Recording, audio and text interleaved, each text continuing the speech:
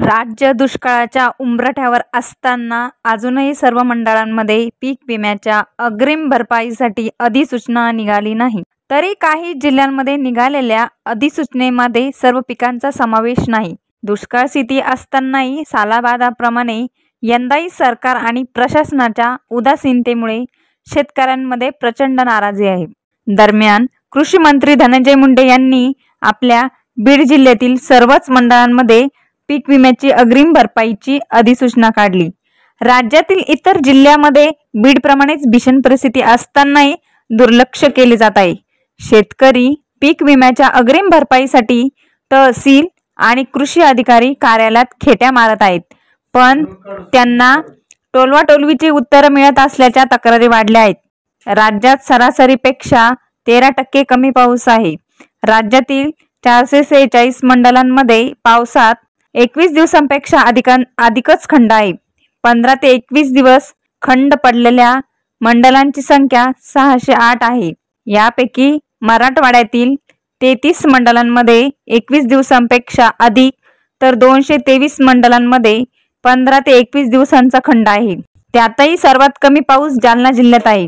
येथे सरासरीच्या तुलनेत तब्बल 52% कमी पाऊस पडला, तर बीड जिल्ह्यात 39% कमी पाऊस आहे. मराठवाड्यातील सर्वच जिल्ह्यांमध्ये सरासरीपेक्षा 30 ते 40% कमी पाऊस आहे. जालना जिल्ह्यातील परिस्थिती अधिक भयानक आहे. तरी येथे आतापर्यंत फक्त 8 मंडलांमध्ये अग्रिम देण्याची अधिसूचना निघाली, तीही केवळ सोयाबीन आणि कापूस पिकांसाठीच.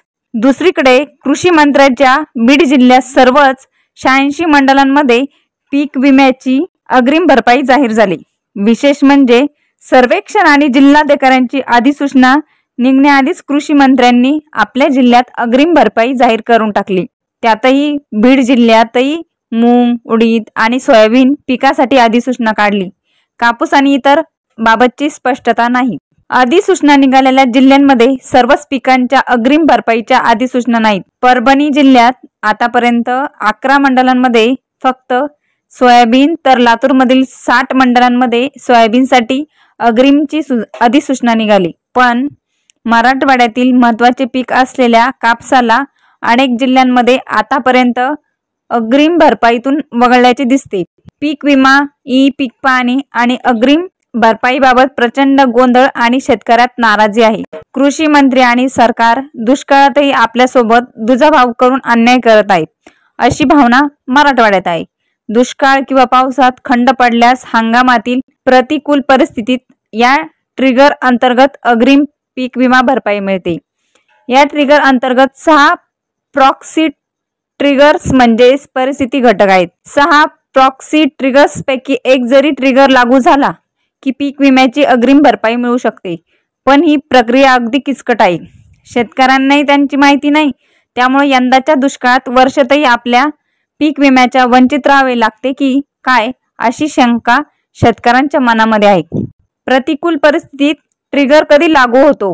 तीव्र दुष्काळाची स्थिती असल्यास. 3 ते 4 आठवडे पावसातील खंड आणि सरासरी पावसाच्या 50% कमी पाऊस असला तरी सर्वेक्षण आणि पुढची प्रक्रिया सुरू होते. तापमानातील अचानक वाढ किंवा घट होऊन दीर्घ कालावधीच्या सरासरीच्या 20% जास्त फरक पडल्यास हंगामातील प्रतिकूल परिस्थिती हा ट्रिगर लागू होऊ शकतो. सामान्यकृत वनस्पती निर्देशक म्हणजे सॅटेलाइट किंवा प्रत्यक्ष शेतात केलेल्या तपासणीत पुढे आलेली पिकांच्या आरोग्याची स्थिती. दुष्काळ, कीड रोग आणि पुरांमुळे पिकाच्या आरोग्यावर परिणाम होत असतो. पिकाच्या आरोग्याची स्थिती बदलली की NDVI बदलत असतो. हा NDVI उणे आल्यास हा ट्रिगर लागू होऊ शकतो. मातीतील ओलाव्याचे प्रमाण. जमिनीतील ओलाव्याचे प्रमाण जर 0 ते उणे 75% असेल तर पीक विम्याचा हा ट्रिगर लागू होऊ शकतो. आपण जमिनीत ओलावा आहे असे म्हणतो तेव्हा 100% ओलावा आहे असे समजले जाते. 0% ओलावा म्हणजे काहीच ओल नाही. पण दुष्काळी स्थिती किंवा पावसातील खंडामुळे ओलाव्याची टक्केवारी 0 पेक्षा कमी किंवा उणे होते. मंडळातील 25%हून अधिक पेरणी क्षेत्रावर मोठ्या प्रमाणावर कीड रोगाचा प्रादुर्भाव झाला तरी हंगामातील प्रतिकूल परिस्थिती या ट्रिगरनुसार भरपाई मिळू शकते. परिस्थितीच्या सर्वेक्षणाचे आदेश देण्यात आलेले जिल्हे.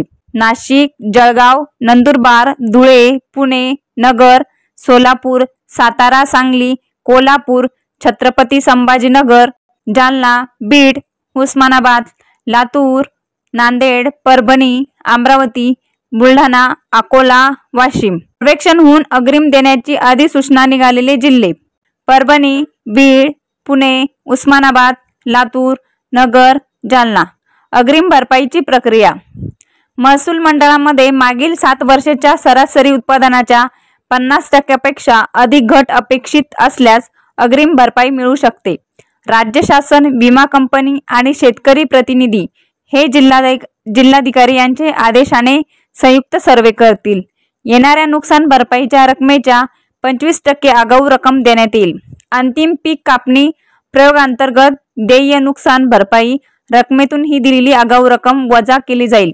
पेरणीनंतर 1 महिन्यात व काढणी वेळेच्या 15 दिवस अगोदर ही परिस्थिती आली तर सदर तरतूद लागू राहणार नाही. अपेक्षित उत्पादनाबाबत शेतकरी, राज्य शासन आणि विमा कंपनी यांच्यात असहमती असल्यास 70% तांत्रिक उत्पादन आणि 30% सर्वे उत्पादन भारांकन देऊन नुकसान भरपाई निश्चित केली जाईल. पीक विमा योजना दृष्टिक्षेपात प्राप्त अर्ज संख्या 1,70,68,000. संरक्षित क्षेत्र 113.26 लाख हेक्टर. राज्य हिस्सा 4,783 कोटी रुपये.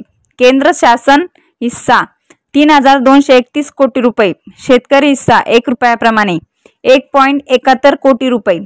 एकूण विमा हप्ता 8,015 कोटी रुपये.